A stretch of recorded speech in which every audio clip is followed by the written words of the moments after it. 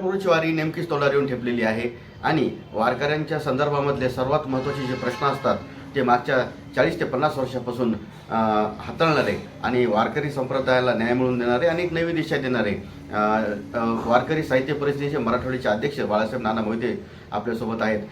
त्यांनी महत्त्वाची बाब अशी की ज्यावेळेस विलासराव देशमुख मुख्यमंत्री होते त्यांची भेट घेऊन ह्या वारकरी साहित्य मंडळाच्या शिष्टमंडळाला भेट घेतली होती आणि वारकरी जे पायी दिंडीमध्ये चालत जातात तर चालत जात असताना जे काही अनावधानाने अपघात घडतात, अपघात झाल्याच्या तर ज्या वारकऱ्याचा मृत्यू होतो त्या वारकऱ्यांना प्रत्येकी 5 लाख रुपयाची मदत मिळवून देणे, त्याचसह मागच्या 2 वर्षापूर्वी एकनाथ शिंदे साहेबांना भेटून त्यांनी वारकऱ्यांच्या संदर्भातून ज्या दिंड्या काढल्या जातात त्या दिंड्यांना प्रत्येकी 50,000ची मागणी केली होती. पण तात्काळ 20,000 रुपये संपूर्ण महाराष्ट्रभरातील दिंडी काढणाऱ्या वारकऱ्यांना 20,000 प्रत्येकी मिळवून देण्याचं काम, महत्त्वाचं काम, मोलाचं काम जे आहे बाळासाहेब नाना मोहिते पाटील यांनी केलेलं आहे. आणि त्या संदर्भातच विविध विषयांवरती आज मनमोकळेपणे नाना आपल्यासोबत गप्पा मारणार आहेत. आपल्यासोबत नाना आहेत, नानांशी आपण चर्चा करूयात. नाना, आमच्या चॅनलमध्ये आपलं स्वागत आहे. रामकृष्ण हरी. नाना, काय सांगाल, नेमकंच आता तोंडावर दिंडी आलेली आहे, कशी काय तयारी चालू आहे, काय वाटते तुम्हाला? यावर्षी जवळजवळ पाऊस समाधानकारक झालेला वाटते. ज्या ज्या ठिकाणी पेरणी झाली, पाऊस पडो अथवा न पडो, वारकरी पंढरीला जाणार म्हणजे जाणार, दिंडीमध्ये सोहळ्यामध्ये जाणार म्हणजे जाणार. परिस्थिती प्रतिकूल असो का अनुकूल असो,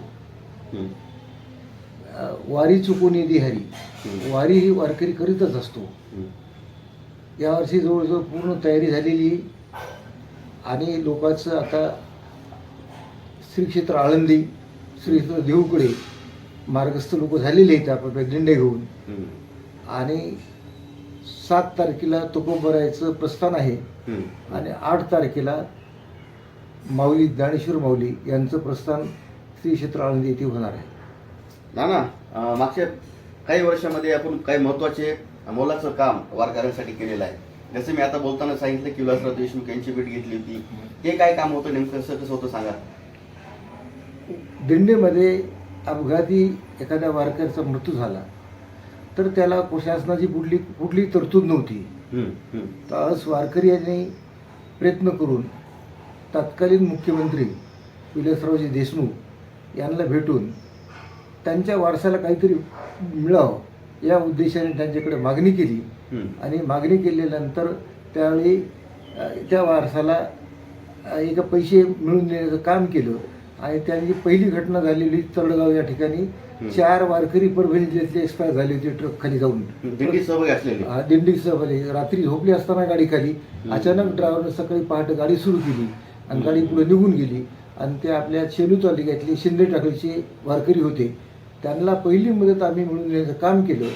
आता जवळजवळ प्रत्येक दिंडीमध्ये अपघाती निधन झालं तर त्याला 5 लाखाचा त्याच्या कुटुंबाला शासकीय मदत महाराष्ट्र शासनाकडून मिळवून देण्याचं काम त्या वारकरी मंडळाने केलेलं. आणि हे वारकऱ्यांना जे दिंड्या काढतात महाराष्ट्राभरातून, दिंडीचे वारकरी पायी चालत जातात, यांना सुद्धा आर्थिक मदत व्हावी या संदर्भात तुम्ही एकनाथ शिंदे साहेबांची भेट घेतली होती.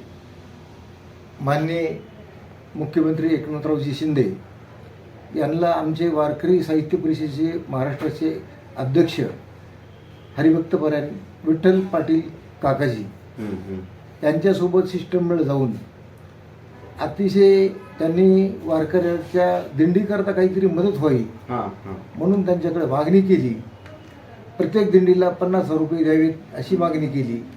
आणि माननीय मुख्यमंत्री यांनी आमच्या विठ्ठल पाटील काकाजी यांच्या शब्दाला मान देऊन नव्याने तात्काळ मान्य करून त्यावर्षी आम्हाला जवळजवळ 20,000 रुपये प्रत्येक दिंडीला देण्याचं त्यांनी काम केलं. खरंच सांगतो, हे अशक्य गोष्ट शक्य केली आमचे राष्ट्रीय अध्यक्ष हरिभक्तपरायण विठ्ठल पाटील काकाजी यांनी करून दाखवलं.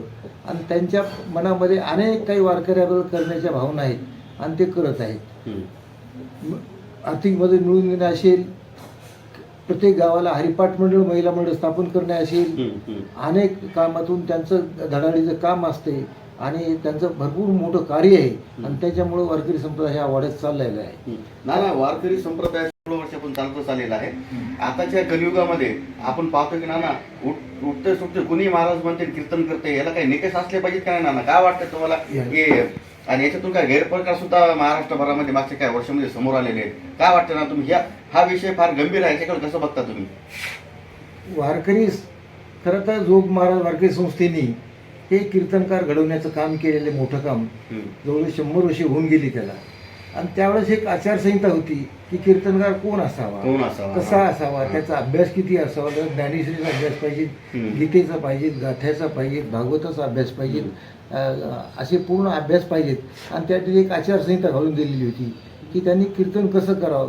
काही त्याला एक ठराविक मुद्दे होते की कीर्तन काय असावं, सिद्धांत दृष्टांत काय असावं, हा त्याचा एक हे होतं, त्याला अभ्यास होता.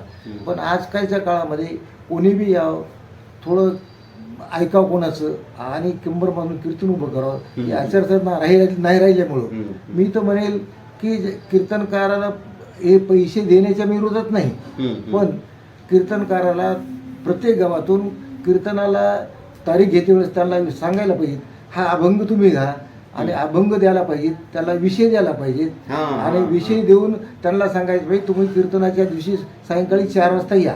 4 वाजता त्यांनी हरिपाठ म्हणायला पाहिजे, स्वतः हरिपाठ नाटाचा अभंग म्हणायला पाहिजेत, मदालसा म्हणायला पाहिजेत, नवे त्यांनी समाधी अभंग म्हणायला पाहिजेत आणि त्याला ते मुकुटगत असलं पाहिजेत. मग संध्याकाळी त्याच विषयावर तोच अभंग घेऊन कीर्तन केलं पाहिजे, निरूपण केलं पाहिजेत. आणि पहाटे सकाळीचा 4 ते 6 काकडा करून सकाळी त्याला मी म्हणतो त्यांनी जर 10,000 सांगितली असेल तुम्ही 11,000 त्याला द्या, पण ही ते आचारसंहिता त्याला पाहिजेत. नाहीतर त्याला बरोबर कशाचाच अभ्यास नसताना याच्यामुळं काय झालेलं आहे की कीर्तनात अनाधिकारी लोक ते कीर्तन करायला लागलेत. त्याच्यामुळं समाजाचं एक मी म्हणतो समाजामध्ये परमार्थामध्ये कीर्तनामध्ये गर्दी वाढली पण दर्दी लोक कमी झाली. संख्यात्मक वाढ झाली पण गुणात्मक वाढ झालेली दिसत नाही कुठली. माझे गुरुवरे श्री संत मारुती महाराज दस्तापूरकर यांच्या काळामध्ये आम्ही कीर्तनाची लोक 10-20 किलोमीटर त्यांच्या पाठीमागं माळ घेऊन अशीची आम्हाला माळ घाला म्हणून. आता मला असा कुठला शब्द दिसत नाही त्या कीर्तनामध्ये एखादी 5-10 पोरं तरुण मुलं माळकरी झाली असं मला कुठल्याही गावात दिसत नाही. मी कीर्तनाच्या माध्यमातून स्वतः कीर्तन करतो पण कोणी काही मुलं आलेली दिसत नाहीत पुढे माळ घाला आम्हाला मला. मी स्वतः मारुतीराव माझ्या पाठीमागे 3 दिवस होतो. 3 दिवसानंतर महाराजांची माझी या ठिकाणी मटकरवाड्याला भेट झाली आणि त्या ठिकाणी मी महाराजा हाती माळ घातली. म्हणून असे आता हा समाज हा दिसत नाही. म्हणून हे समाजामध्ये मी म्हणतो संख्यात्मक वाढ होण्याला महत्त्व नाही, गुणात्मक होणं फार गरजेचं आहे. आणि या वारकरी संस्था जे चालू केली आता मी म्हणतो या वारकरी संस्था का चालू केल्या या ठिकाणी तर आळंदी देहू आळंदी पंढरपूर या ठिकाणी आपले मुलं ठेवू शकत नाहीत लोक. म्हणून प्रत्येक तालुक्यावर वारकरी संस्था झाली आता. वारकरी संस्था काय पण वारकरी संस्था येणारा वर्ग हा ज्याची ऐपत नाही आळंदी पंढरपूरला ठेवण्याची ते ठेवू शकत नाही, त्यांना ह्याची गरज वाटते, त्यांना ही गरजेच आहे. पण ज्यांची ऐपत आहे त्यांना ह्याची गरज वाटत नाही. म्हणून शासनाला आमचे अध्यक्ष राष्ट्रीय अध्यक्ष आमचे विठ्ठल पाटील काकाजी सांगतात की प्रत्येक वारकरी संस्थेला एक राशन दुकानाला जोडून दिलं तर त्याला कमीत कमी राशन पाण्याची तरी सोय शासनानं तरी पे करावं. मी म्हणतो शासन इतक्या योजना देते बघ याला एक राशन दिलं, राशन त्या विद्यार्थ्यापुरत्या संख्या मोजून तर मी म्हणतो बरंच काही हातभार लागण्याची शक्यता आहे. आणि अनेक लोक त्या ठिकाणी आपली मुलं त्या ठिकाणी घालतात शाळेत. शाळेच्या शिक्षणाबरोबर हे शिक्षण आध्यात्मिक शिक्षण गरजेचं आहे. जो मुलगा शिकेल नाही शिकेल काही पण कमीत कमी दारू पिणार नाही, व्यसनी होणार नाही, नवे आई वडिलाला आई वडील म्हणला तरी मी म्हणतो भरपूर झालं आजच्या काळामध्ये. म्हणून या वारकरी संस्थेला सुद्धा शासनानं काकाजी सांगतात की शासनाने याला मदत करायला पाहिजे आणि काकाजी नक्कीच मिळून देतात या वारकरी साहित्य परिषदेतून.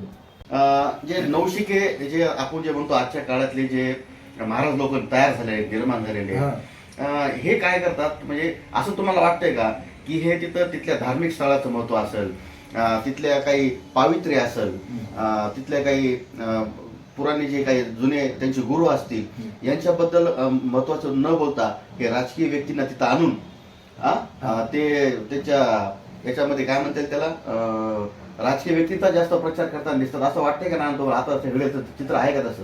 तुम्ही अतिशय सुंदर प्रश्न आणि ज्वलन प्रश्न विचारला त्याबद्दल मी तुमचंच पहिल्यांदा अभिनंदन करतो. हे खरंच सांगतो हा प्रश्न कोणी विचारत नाही. हम्म. आणि हा प्रश्न विचारणं समाजाच्या दृष्टीने फार महत्त्वाचं आहे. हम्म. आजकाल जे धार्मिक स्थळं आहेत ना, धार्मिक स्थळं म्हणजे राजकीय पुढाऱ्याचे प्रचाराचे एक अड्डे झाले. बापरे. का तर त्या राजकीय स्थळा त्या धार्मिक स्थळावर कीर्तनाच्या माध्यमातून प्रवचनाच्या माध्यमातून ते त्या ठिकाणाचं त्या क्षेत्राचं महिमा सांगण्याच्याऐवजी हम्म. त्या साधुसंताचं महिमा सांगण्याऐवजी ज्यांनी एखाद्या पुढाऱ्यानं मोठा कार्यक्रम घेतला त्या ठिकाणी त्या पुढ्याबद्दलच त्याचं चरित्र वर्णन करतात जास्त. हम्म.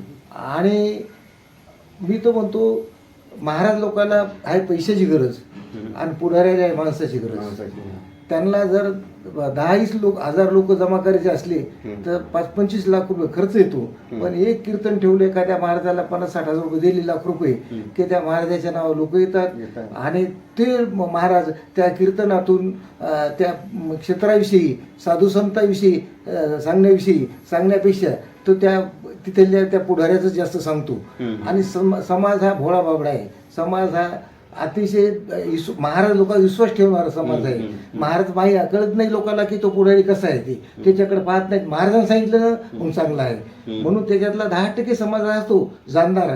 पण 90% समाज ह्या त्या महाराजाच्या सांगण्याला भुलतो आणि त्या ठिकाणी त्या ओघामध्ये वाहून जात असतो. म्हणून मी म्हणतो राजकीय लोक तिथं फार मोठमोठ्या भंडारे करतात, पंक्ती उठवतात, जेवणावळी असतात, सगळे असतात. मग हा पैसा कसा नाना जमतो? मग मी हा पैसा खरं त्याच्या कष्टाच्या मेहनतीचा असतो का? हे बघा तुकोबारे सांगतात हा पैसा कुठं पाहिजे जोडून या धन उत्तम व्यवहारे उदास विचारे वेच करी. या ठिकाणी मी म्हणतो राजकीय पुढाऱ्यांनी नक्कीच तुम्हाला दानच करायचे ना तर प्रत्येक वारकरी संस्थेला तुम्ही द्या ना 2-2 लाख रुपये 3-3 लाख रुपये वर्षाला. ते लेकरं ज्या ठिकाणी ज्यांना गरज आहे त्यांना शिकायला भेटत नाही आणि ज्यांच्याकडे पैसा आहे त्यांना ह्याची गरज वाटत नाही. मग त्या वारकरी संस्था जर मी म्हणतो एका पुढाऱ्याने दत्तक घेतल्या 4-4 तुम्ही तुमचे बोर्ड लावा तिथं. पण हे त्यांना गरज आहे त्या ठिकाणी. पण ह्यांना फक्त माणसं पाहिजे तिथं. आणि समाज काय करतो डोक्यात काय पाहत नाही एखाद्याच्या मागे डोकं किती आहे हे पाहतो. म्हणून या ठिकाणी आमच्या वारकरी संस्थेला जर हे गेलं अनेक मुलं पाहिजे. आमची वारकरी संस्था आहे काय अनाथ मुलं आहेत त्या ठिकाणी. त्या अनाथ मुलाला कोणी काही 1 रुपया देत नाही. मी म्हणतो प्रत्येकाला माझी विनंती आहे की आपले वाढदिवस हॉटेलला साजरे करण्यापेक्षा इतका अनाठाई खर्च करण्यापेक्षा एका वारकरी संस्थेत जाऊन आपला त्या लेकराचा वाढदिवस साजरा केला. शिक्षण घेणारे लेकर त्यांच्या त्यांना एक तिथं चांगलं खायलाही भेटत आणि त्यांना ह्या लेकराला आशीर्वाद बी भेटत त्या लेकराला ज्याचा वाढदिवस आहे त्याला. म्हणून त्या ठिकाणी असे वाढदिवस साजरे करावं हेच माझं. मी म्हणतो ना जोग महाराज संस्थेने जे घडवलेत त्या संस्थेचा जर नियमानं चाललं ती आचारसंहिता पाळून जर चाललं तर समाजाचं नक्कीच कल्याण झाल्याशिवाय राहणार नाही. महाराज लोकांनी थोडं त्याचं भान ठेवायला पाहिजे. आपण काय बोलायला पाहिजेत आणि काय नाही हे प्रत्येकानं थोडं बोललं तर आता काय कोणी बोलायला तयार नाही. का बोलत नाहीत आपल्याला काय करायचं. मी म्हणतो कोणीतरी बोलतं झालं पाहिजे. कोणीतरी कोणाला कोणीतरी कडू वाळकं तोडले पाहिजेत. तर ते तोडले तरच समाजाला हे पाहिजे. कोणाला तरी काय तुम्हाला काहीतरी याच्या माध्यमातून आपल्याला सांगावंच लागणार आहे. कोणी काय म्हणते आपल्याला काय करायचंय आपण गप्प बसा. हा प्रत्येकाचं म्हणजे स्वतःची कातडी बचाव कार्यक्रम आहे. सगळे कातडी बचाव कार्यक्रम चालू आहे. नाना पुढचा प्रश्न महत्वाचा असा आहे की सध्या नुकताच काही दिवसापूर्वी आपल्या इथं जे यशवडी देवस्थान आहे तिथं जे सभा मंडप कोसळून आपले काही भाविकांचा मृत्यू झाला तिथं आणि वाईट घटना घडली. नाना ह्या घटनेकडे तुम्ही कसं बघता? कारण की त्यानंतर ती घटना घडल्याच्या नंतर शासकीय मदत मिळेल तेव्हा मिळेल पण तिथं त्या लोकांना समाधानकारक मदत सहकार्य झालं नाही आणि तिथलं जे गुत्तेदार आहे म्हणा हे काम कोणाचं होतं त्याची काही चौकशी लागली नाही आणि तिथलं व्यवस्थापन मंडळ आहे ना याबद्दल काय नेमकं काय वाटतंय तुम्हाला? कारण की 1.5 वर्षापासून त्या सभा मंडपाला ते खांब लावलेले तसेच उभे होते. हा सुद्धा आपण लक्षात घेतला पाहिजे मुद्दा. अतिशय गुत्तेदाराच्या याच्यामध्ये काही भानगडे काही व्यवस्थापनाकडे तुम्ही बोट ठेवणार आहात? मी काय म्हणतो ही अतिशय दुर्दैवी घटना आहे. या ठिकाणी येसवाडीची जी घटना झाली अतिशय दुर्दैवी घटना आहे. त्या घटनेकडे पाहत गेलं तर आपण पाहतो की अनेक दिवसापासून काम चालू आहे. त्याच्यामध्ये हा गुत्तेदार किती दोषी आहे काय हे शासनानं एक टीम नेमून एक इंजिनिअरची टीम नेमून हे पहिल्यांदाची चौकशी करणं आवश्यक आहे. कारण असे अपघात होऊन तरुण एखादे 10-5 लोक जातात त्या ठिकाणी, 4-5 लोक, त्या कुटुंबावर काय आघात झाला असेल आणि काय असेल तर ते त्यांचं जावे त्याच्या वंशात तेव्हा कळेल. खरंच त्यांना तिथं गेल्याशिवाय आपल्याला समजणार नाही त्या लोकांचे कारण त्यांचं केवढं दुःख आहे. मग कुठल्याही पैशानं भरून येत नसते, पण भरून नाही आलं तरी कुटुंब सर्व सोंग करता येतात, पण पैशात सोंग करता येत नाही, पैशात सोंग करता येत नाही. म्हणून त्या कुटुंबाला आज आधार देण्याची शासनानं गरज आहे. शासनानं काल परवाच कोणीतरी एक सांगितलं त्यांच्या कुटुंबाला 50 लोकांची मदत द्या म्हणून सांगितले. मदत द्या. मुख्यमंत्र्यांनी 5 लाखाची मदत जाहीर केलेली आहे. 5 लाखापेक्षा जास्त मदत व्हायलाच पाहिजेत. कारण त्यांचं कुटुंब आज उघडं पडलेलं आहे. करते धरते माणसं घरातले गेलेले आहेत. आणि मी म्हणेल की त्या ठिकाणी असे कार्यक्रम करतात, त्या संस्थांचं एक कार्य आहे की संस्थांना तुम्ही त्या संस्थाला भरपूर देणगी आहे, त्या संस्थांना सुद्धा 10-10, 15-15 लाख रुपये द्यायला पाहिजे. कारण संस्थाकडे पैसा भरपूर आहे, देणगी भरपूर आहे, पैसा आहे, भरपूर पैसा भरपूर आहे. मग त्या ठिकाणी त्यांनी काय करायला पाहिजे, अशी घटना झाल्यानंतर त्याचं पहिलं कार्य आहे की त्यांनी पहिली मदत द्यायला पाहिजे. कारण पहिली मदत द्यायला पाहिजे. तिथं मी म्हणतो ना, मंदिरं निर्माण करण्यापेक्षा मंदिरात भजन करणारी माणसं निर्माण करणं हे फार महत्वाचं आहे. म्हणून यसवाडी देवस्थानला माझी विनंती आहे की आपल्याकडून जास्तीत जास्त जी काय मदत देता येईल ती मदत देणं फार काळाची गरज आहे आणि दिलीच पाहिजे. ते आपलं आद्य कर्तव्य आहे. म्हणून मी तर हे म्हणेल की ह्या धार्मिक स्थळावर हे असे प्रचाराच्या माध्यमातून निवडणुका आल्या की त्या देवस्थानावर जातात आणि तिथं कुठलं तरी कीर्तन ठेवतात आणि भंडारा ठेवतात, एखादा महाराज बोलतात. आणि मग त्याच्यामुळे काय होते की हे धार्मिक पावित्र्य ह्याचं मला वाटतं कुठंतरी कमी होत चाललेलं आहे. म्हणून ह्या घटना घडत आहेत आणि घटना घडल्यामुळं ह्याच्यातून काहीतरी विनाकारण त्या ज्याचं काही चूक नाही अशाला हे भोगण्याचा प्रसंग येत असतो. वारकऱ्यांना काय आवाहन करणार, कारण की फार मोठा पल्ला त्यांना चालत जावा लागतो, अपघात होत असतात, काही विविध वाईट घटना घडत असतात आणि शिस्तबद्ध चाललं पाहिजे. काय सगळ्या तमाम महाराष्ट्रातील वारकरी बंधूंना काय आवाहन कराल तुम्ही? शेवटचा प्रश्न आहे. मी सर्वात वारकरी बंधूंना माझी विनंती आहे की आपण श्री क्षेत्र देहूपासून पंढरपूरपर्यंत असेल किंवा श्री क्षेत्र आळंदीपासून पंढरपूरपर्यंत असेल किंवा महाराष्ट्रातून इतर ठिकाणाहून दिंड्या ज्या पंढरपुढे प्रस्थान होतात जातात, त्या दिंडीत एकच चाल किंवा तुम्ही ह्याच्यामध्ये शिस्तीत चाला, रोडवर जाऊ नका. हे अपघात घडतात आणि घडल्यानंतर माणूस फक्त काय करते, माझा कोणतरी वारीला गेला म्हणून त्याच्यावर दोष ठेवतो. मग ह्याच्याकरता आपण स्वतः कसं चांगलं चालावं आणि आपण घरदार सोडून दिंडीमध्ये कशात चालतो की भजनात जातो. मग आपल्याला जास्तीत जास्त वेळ परमार्थाला कसा देता येईल ह्याचंच आपण हे आत्मचिंतन केलं पाहिजे. तिकडे गेल्यानंतर आपण घरदार सर्व नाठवे भूक तहान काही म्हणल्यासारखं या ठिकाणी आपण सर्वांनी केलं पाहिजे परमार्थात. आणि शांततेत शिस्तीमध्ये एकमेका सहाय्य करू, अवघे धरू सुपंत म्हटल्यासारखं आपण प्रत्येकाची एकमेकांना मदत करणं ही आपल्याला एक काळाची गरज आहे आणि आपण करायला पाहिजे. आपण करत आलात. आतापर्यंत परंपरा हीच 700 वर्षे होऊन गेली, ही परंपरा आपली चालू आहे आणि मग ही परंपरा अशीच आपण पुढे जपणूक करावं आणि जास्तीत जास्त तरुणांनी ह्याच्यामध्ये सहभागी व्हावं, जेणेकरून पुढील पिढीला आपल्याला या ठिकाणी काहीतरी सांगण्याचा हे राहील. क्षेत्र पंढरपूर येथे आमचे त्यावेळेस तत्कालीन जिल्हाधिकारी आमचे मुंडे साहेब, तुकारामजी मुंडे यांनी जी 65 एकरामध्ये वारकऱ्याला राहण्याची सोय केली, ती म्हणतो त्यांचे उपकार अतिशय अगणित उपकार आहेत की वारकऱ्याला एक दिंडी उतरण्याकरता 10-20 हजार रुपये खर्च करावा लागत होता. ते जवळजवळ 65 एकरामध्ये हजारो दिंड्या उतरत आहेत आणि शासनाने त्याच्या रोड केलेत, पाण्याची सोय केली, सर्व केली. म्हणतो करोडो रुपयाकरता वारकऱ्याच्या खिशाला खात्री लागण्याचं काम बंद झालेलं आहे. म्हणून मुंडे साहेबांचं मी अभिनंदन करतो की खरंच आजही एक अधिकारी काय करू शकतो. जसं टी.एन. शेषननी आचारसंहिता काय असती हे पूर्ण भारताला दाखवून दिलं, तर आमच्या मुंडे साहेबांनी मग त्यांचं नाव बी तुकाराम आहे आणि तुकाराम महाराज सगळं वागतात बी. मग मी म्हणतो त्यावेळेसचं काय असेल, पंढरपूरचं असेल किंवा आताच हे असेल, खरंच सांगतो त्याने व्यसनापासून लोक दूर कसे होतील यातून त्यांचं कार्य अतिशय उल्लेखनीय आहे. त्यांच्या कार्याला मी सुद्धा प्रणाम करतो आणि खरंच त्यांना भगवंत आयुष्य देऊ आणि असंच त्यांच्याकडून हातावर कार्य होत जाऊ ही पांडुरंग शैली प्रार्थना.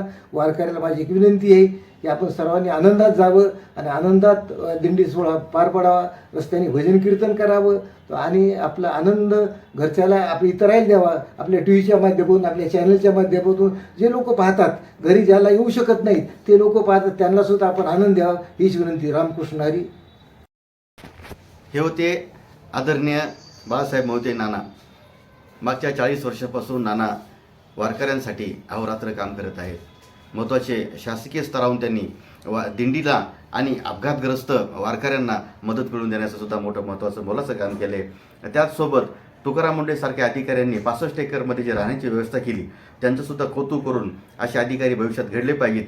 त्याचसह मंदिरं जी आहेत, धार्मिक स्थळं आहेत, यांचं पावित्र्य धोक्यात कसं येतं आहे, काय येतं, याच्या पाठीमागे काय कारण आहेत. राजकीय व्यक्तींचे धार्मिक अड्डे हे प्रचाराचे अड्डे झाल्याचं सुद्धा नानांना सांगितलं आणि ह्यासह विशेष बऱ्याच काही गोष्टींचा नानांना आपल्या चॅनलच्या माध्यमातून आज बऱ्यापैकी खुलासा केलेला आहे. पुढील भागात नानांसोबत आणखी आपण चर्चा करणार आहोत. तत्पूर्वी सर्व प्रेक्षकांना वारकऱ्यांच्या या शिलेदारा करून सर्वांना हार्दिक शुभेच्छा. कॅमेरा पर्सन बंडू कांबळेसह मी अमर गालफाडे.